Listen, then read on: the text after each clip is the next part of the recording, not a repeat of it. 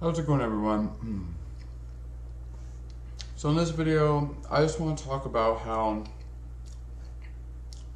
changing to a more extreme diet or just changing your lifestyle does not have to really be such a big deal. It doesn't have to feel like you're missing out on anything. So, as many people probably know, I've been following me for a while. For the past 2 months or so, I've actually been doing a ketogenic diet. I started out for 20 days just eating nothing but meat because I've seen hundreds and hundreds of people who have reversed so many diseases just eating a purely red meat diet. And I tried it, and I realized a diet that was extremely high in animal protein and extremely low in any kind of foods that irritate my body was very beneficial. I felt amazing, but I realized that I love vegetables and there's really no downside to eating vegetables. So I started to eat a ketogenic diet and just made sure my protein was really high. Anyway, this right here that I have, so I'm following a ketogenic diet. This is a ketogenic chocolate cake. This only has 3 grams of net carbs per slice, and I mean I haven't had a regular cake in quite some time. I have been eating an extremely healthy, balanced diet for the last 4 to 5 years, and I started out trying all sorts of different diets. I tried veganism. I was a vegan for an entire year, and it ruined my health. So then I went to a paleo diet with white rice and did that for a long time, and I felt great. And then just recently I realized, holy shit, ketogenic diet is just absolutely amazing. Anyway, this is an amazing ketogenic cake. It's basically just almond flour, coconut flour, cocoa powder, so unsweetened dark chocolate, and then either stevia or erythritol. So stevia is like an herbal sweetener. There's no carbohydrates in it, and the study, if you just look it up yourself, and erythritol is a sugar alcohol which has very low amounts of net carbs, and it's there's some health benefits supposedly associated with it. Anyway,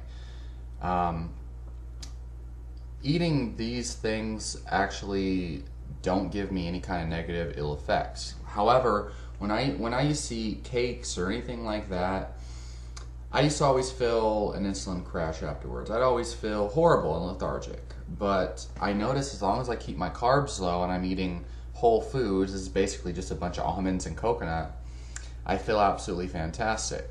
And so, I'm just saying right here, you don't have to feel like you're giving up on delicious treats just because you're following a ketogenic diet or a paleo diet. Especially a paleo diet, it's a lot easier and more affordable to make paleo approved treats. But ketogenic, you have to really be careful with your sweeteners and things. Anyway, I feel better than I've ever felt in my life on a ketogenic diet. And, again, thousands and thousands of people, and I meet, plenty of people in real life every day who say the same thing.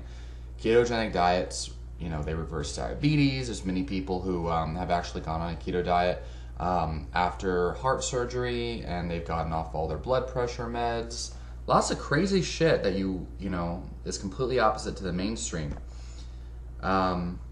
Anyway, I fucking love this. I'm eating a badass ketogenic cake, super low in carbs and high in monounsaturated fats, along with a crazy bulletproof coffee that I made. I don't know why I did this. It's got about a cup of heavy cream. It's got about a tablespoon of coconut oil. It's got a teaspoon of bulletproof XCT oil.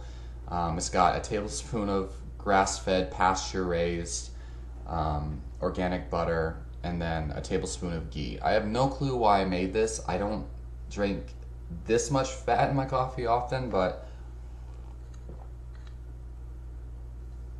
yeah, today I just said fuck it, and I'm gonna drink this while I get a bunch of work done. So yeah, I mean, you know, especially when it comes to like nutrition and weightlifting, like, dude, you can make it work. The thing is, you're just not going to be able to eat all the toxic fucking garbage that is super cheap and it's super available. It's at all your local convenience stores, grocery stores, it's at all your birthday parties, you know.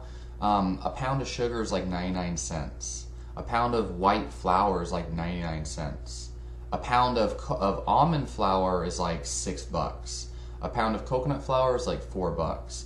A pound of stevia is like $4.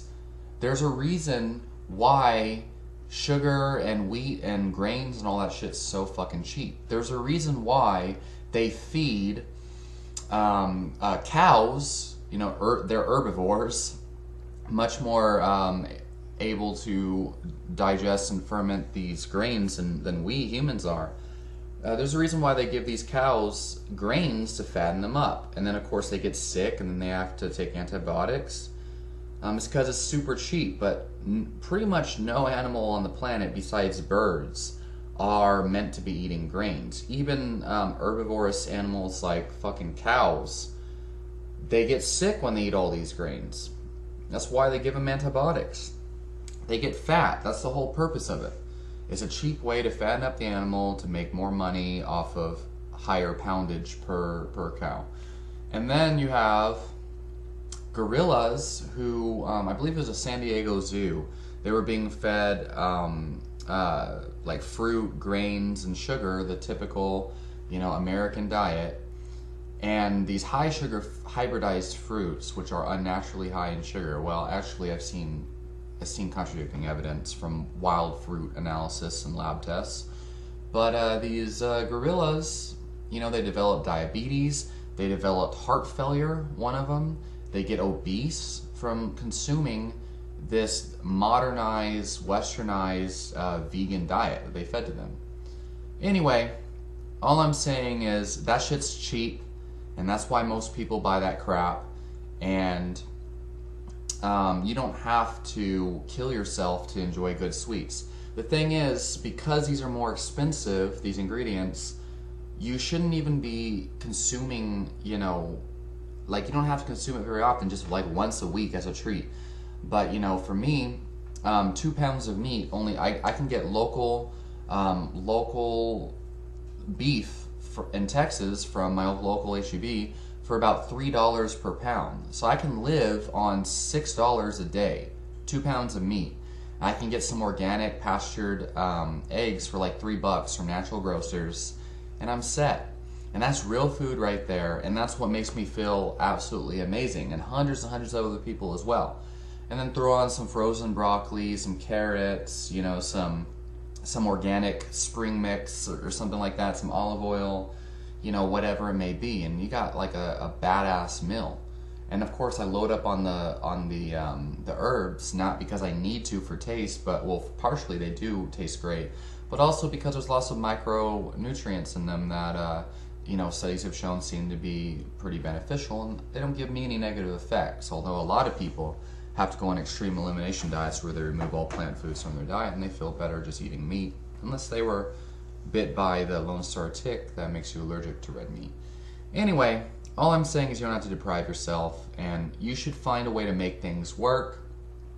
There's really no excuse. There really isn't an excuse. If you're able to watch this right now, you got enough money, you got enough time and enough resources to make it work. And you can enjoy delicious treats like that every now and then, as long as there's no, you know, toxic garbage in it. And, you know, exercise is also something that you can make work for yourself. Not everybody's going to enjoy a typical bodybuilding routine. Not everybody's going to enjoy doing aerobic exercise, you know, 5 times a week.